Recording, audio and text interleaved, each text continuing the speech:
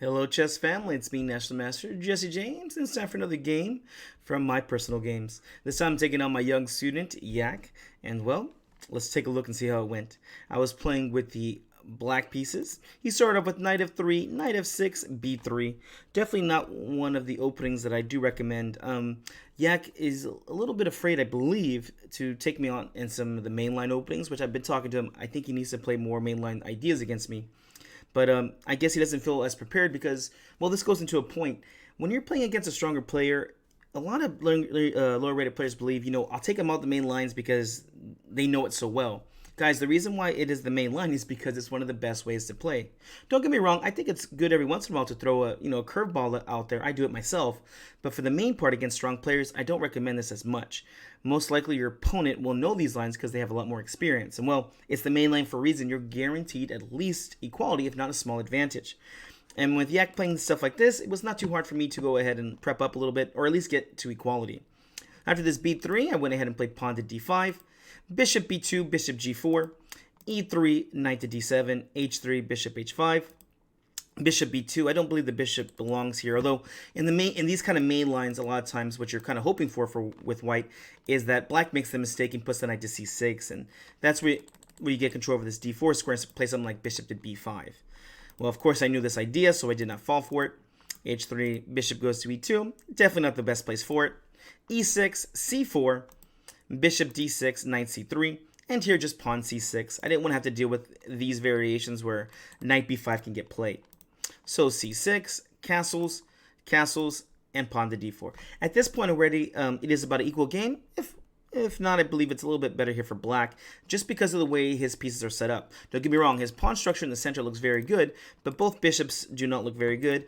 The knight's pretty decently placed, and maybe the knight's actually a little bit better placed on d2 in these variations. Either way, I was very happy with my position. I went ahead and played rook c8 here. He played queen to c2. Queen to e7. If I could take back this move, I definitely would think about it. I think here I would have rather have tried something like maybe bishop to b8, but well, it's okay. Queen e7 got played. This idea is very simple. A lot of times what you want to do is play the bishop over to a3 and trade it off, and this is just going to help out because, well, a lot of times what white's trying to do in these games is try to go for this kingside attack. For those of you thinking maybe we should play bishop g6, not the best idea in my opinion. Here after bishop to d3, the only thing we've succeeded is making some trades here. And even computer is saying, you know what, let's just go ahead and play the bishop back to h5 here. So I'm actually kind of bettering his bishop there. So queen e7 got played, rook a d1. I don't think the rook belongs here. Yeah, and I still don't think the queen really belongs here on c2 either. The rook's opposite of it, and the rook is opposite over here. Now, this did stop one of my ideas, which was thinking about playing pawn to e5 here. But, yeah, I definitely think that this is something that he would like me to play anyways. So this rook a d1 is really stopping me from playing this e5 idea. But again, I think you'd want me to play that. So maybe something like rook ac1 might be a little bit better. And then I might go for this pawn to e5 move, which... I thought about it, but I don't like it as much. Yeah, and even computer saying it's good here for white because although I do get some attacking chances here for black, it also gives me this isolated pawn here. And after pawn takes, knight takes, well, here computer gives a nice idea here, knight to h4. This f5 idea looks pretty nice here myself, if I do say so myself. And yeah, even an easier like idea like after d takes knight. Oh, actually, you know what? I would actually go c takes first. And after c takes d5, then I would think about playing d takes on e5 here. Because now after knight takes, well, now you got the isolated pawn, d4, f5. Yeah, I'm really liking this position here for white. And computer agrees with the +1 position. Again, this isolated pawn is not looking too good here. So, rook a d1 is really stopping me from playing it, but this is something he should be encouraging to happen. I played d takes c4, b takes c4, and pawn to e5, trying to liquidate the position or at least give me an advantage. And this is a very hard move here for white. Do they allow pawn to e4 here, or should they take on e5? And taking on e5, although, well, may look good at first, this is actually good for me after knight takes. Knight takes, I got queen takes on e5 here, and now you see that these pawns in the center are just isolated. And, yep, I'm definitely liking my position here. Computer's giving this a very good score here. All right. He ended up playing rook f to e1, so why not? Let's annex this new space. Pawn to e4 got played, knight to d2. When you have more space, it's a good idea to not make trades, so I went ahead and played bishop g2. And then here, he played queen to b3. Definitely not the best move in the position, but it is around equal, I'd say. Here, apparently, computer likes this move, pawn c5, which is something I would have loved for him to play, because I believe it just helps me out with this great d5 square. I would have played my bishop back to b8, and now it's giving queen b3. I guess the b7 pawn is a little awkward to defend here. Yeah, even worse. Worst case scenario, you could just play something like b6 here. But I feel very confident in this position. Maybe the knight getting to c4 is something I have overlooked. Anyways, he played queen to b3 right away. Pawn to b6 here. I definitely don't want to put the rook over here onto b8 because, well, a rook defending a pawn is not something I like too much. So here b6, knight to f1. I'm not sure. Well, I do understand why he played this move. I just don't like the idea. The idea of knight f1 is that, well, with my young opponent here, he wants to attack, attack, attack. I think best idea was for him to go queenside, maybe push these pawns over here, and maybe try to open up the center because, well, because of this extra space, I'm going to be going for kingside attack. And if you know me, if I do have the option, I will go for kingside attack.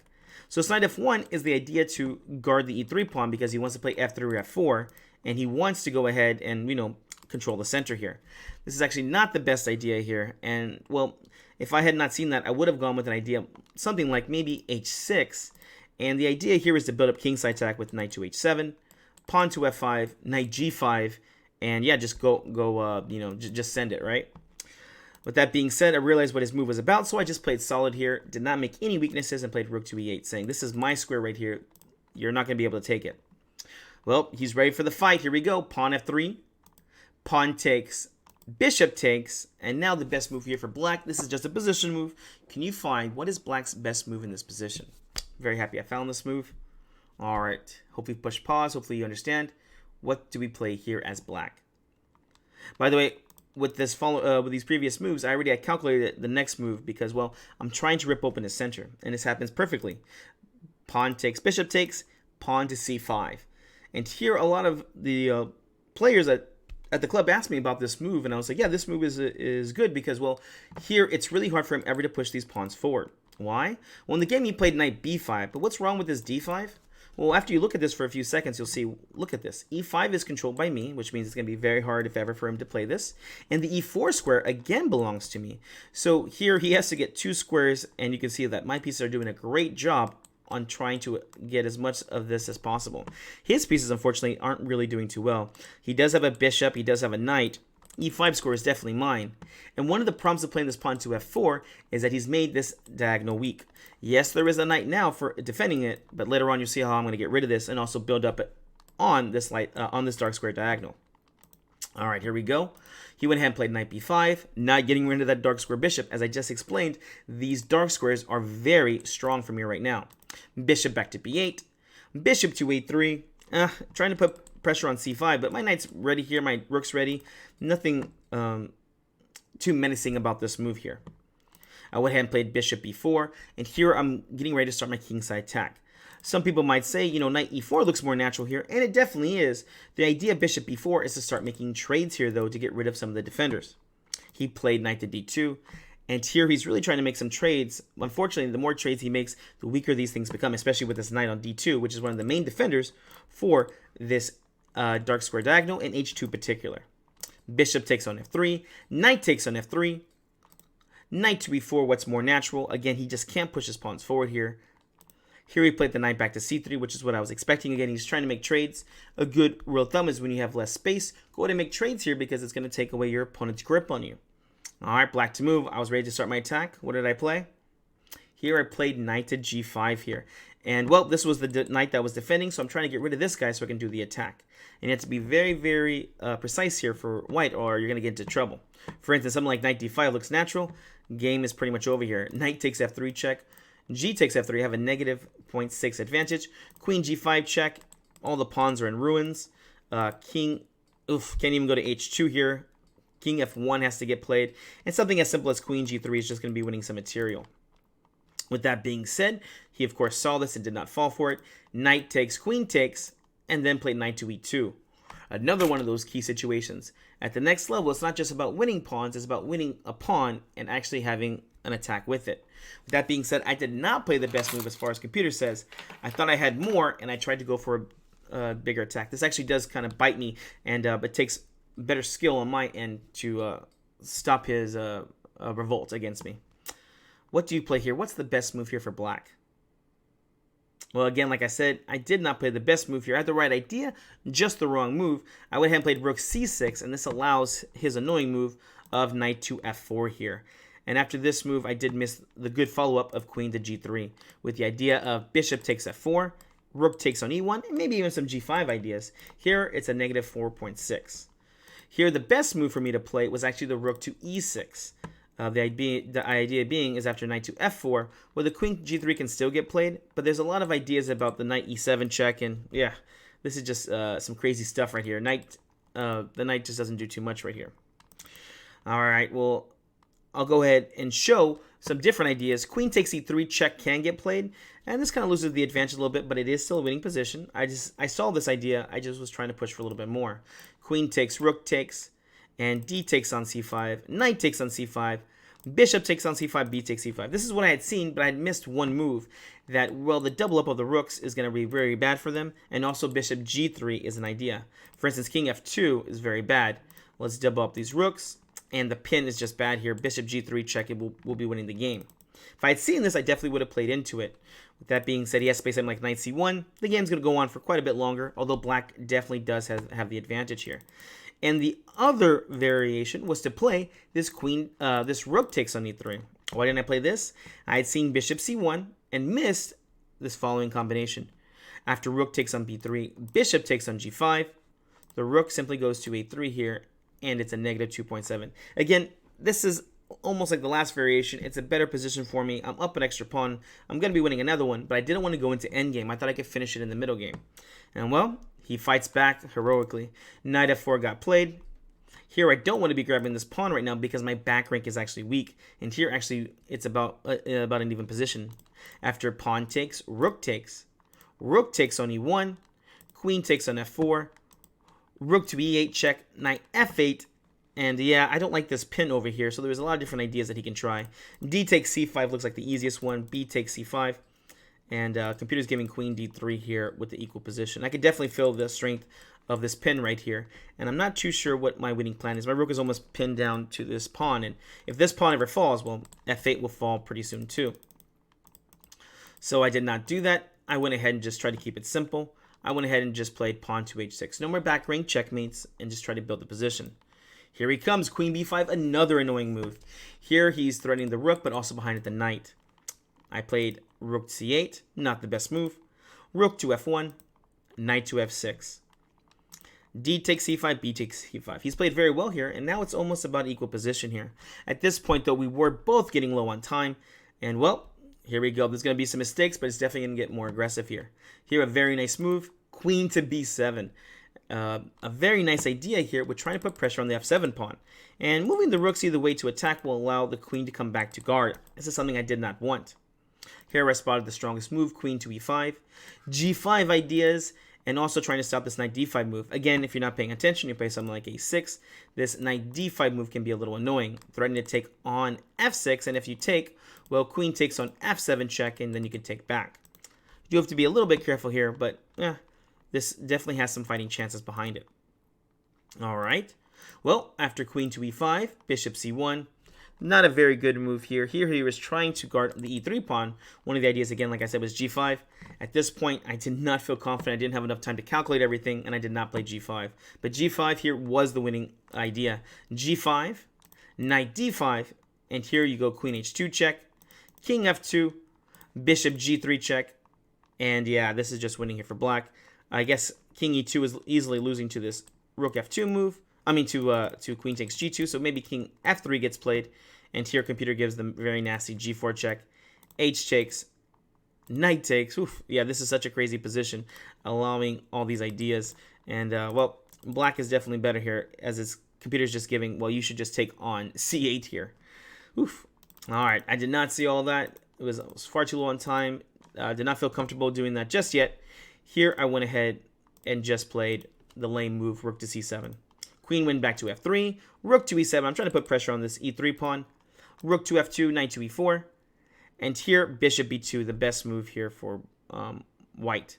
attacking the queen. And you have to be very careful here. Again, there's lots of ideas with moving this knight to d5. Again, if you started something like knight, queen, f5, white to move a win, what do you play? Knight to d5, double attack, and the check is going to be coming. So if queen takes f3, knight takes in check, and you can even take back with your pawn, winning more material. So here I went ahead and played the queen back to the only square, c7. And here we thought for a little while, and he did not play it. He played rook to e2. Definitely not the best move in my opinion, because now g5 is actually a credible threat, because queen h2, h1 will be mating ideas as the knight controls on f2, and the king has been taken away his escape square over here. Oof. Here, knight to d5 was the move I was most worried about, although computer thinks rook to f1 was the best here. After knight d5 here, queen h2 check, king f1, knight to g3 check, king to e1. Things are just getting crazy over here, and rook to b7. Oh my gosh, yeah, I'm not sure how confident I am in this kind of position, but I definitely would be going into these because, well, what else is there, right? All right, back to the game. Here, after this, he went ahead and just played rook to e2. And now I played rook over to e8. Again, just trying to play solid here, putting pressure on the e3 pawn. Again, I'm not too worried about this d5 idea as queen h2 is still up in the air. And here, unfortunately, he just makes that weakening move g4. And now the rest is, as they say, is a matter of technique. I understand why he played this move because he's trying to trying to defend the h2 square with his rook, but now there's just too many weaknesses in his position, and I'm just able to keep doing the massage, as they say, and just kind of work my way into the win. Here, computer just gives the queen going to g4 as a slight negative, negative 0.6 here for black. So after you play this g4, it's a negative 5. Here we go. Knight g5 got played, queen to g2. I did analyze queen takes f4, but I did not want to do this again just because I didn't want to go into these kind of forced variations. Here I knew that the position was just going to get worse and worse for him, so I played rook e4. Knight to d5, anticipating this move, queen to c8.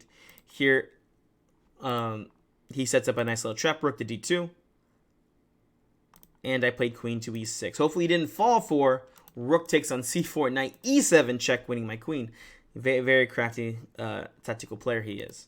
Queen e6 got played, killing all kind of rebellion over here. Knight f4, and now is the time we can win the pawn back. We can win a pawn, but also have a good position. Again, earlier I did not want to win that pawn because it was kind of killing my attack. This time, this is a good time to take. Bishop takes, pawn takes, rook to d8, queen e3 check, king h1, rook takes on c4. There's definitely better moves here, but again, at this point, we're both low on time. Here, I just start going pawn grabbing, and I try not to do anything crazy. Rook takes, queen takes, bishop c1, rook to e4, h4, and the last bad move for him, rook e1 check, rook takes, queen takes, and at this point he just went ahead and resigned as well. He's going to be losing more pawns, and the endgame is definitely lost. I guess the only move he can really try to play is queen to g1. If you do play the king to h2, I get another pawn and check over here, and I'm pretty sure I'll be able to trade queens, if not win material here. And of course, queen g1 again was just going to be losing material right away. Here again, I will probably take on h4 check. And yeah, if king g2, queen takes, and it won't take me long to trade queens here if I don't see something better. At this point, I think I probably had 7 minutes versus his 3 minutes. So again, after queen takes e1 check, he just went ahead and threw in the towel. A very nice game against my young opponent. He's getting stronger and stronger, so I'm looking forward to seeing how much stronger he can get to. All right, guys, hope you enjoyed the game. We'll see you in the next one.